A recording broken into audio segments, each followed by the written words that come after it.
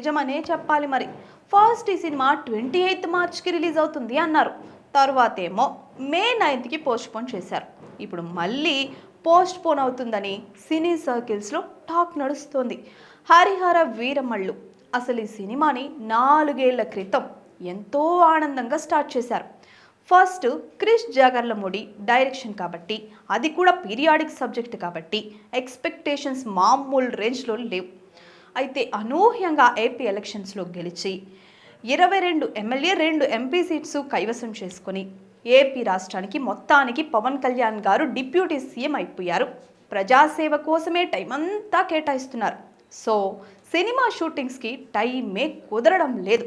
అలా హరిహర నుంచి క్రిష్ తప్పుకున్న నిర్మాత ఏఎం రత్నం తనయుడు జ్యోతి కృష్ణ మిగతా సినిమాని కంప్లీట్ చేసే బాధ్యత తీసుకున్నాడు. కానీ షూటింగ్ లాస్ట్ వరకు వచ్చిన ఆ కొసర్ అలానే మిగిలిపోతూ ఉంది. సో ఆ కొంచెం షూటింగ్ కోసమే సినిమా రిలీజ్ డేట్ ఆపేస్తూ వస్తున్నారు. ఎంతైనా ఎన్నాళ్ళు ఆగినా సినిమా ఎలా పడితే అలా రిలీజ్ చేయరు కదా. అవుట్పుట్ ముఖ్యం బిగులు. హడావుడిగా రిలీజ్ చేసి చేతులు కాల్చుకోవడం కంటే సినిమా అవుట్పుట్ బాగుండి లాభాలు వస్తే అటు నిర్మాతలు హ్యాపీ, ఇటు ఫ్యాన్స్కి మంచి ఎక్స్పీరియన్స్.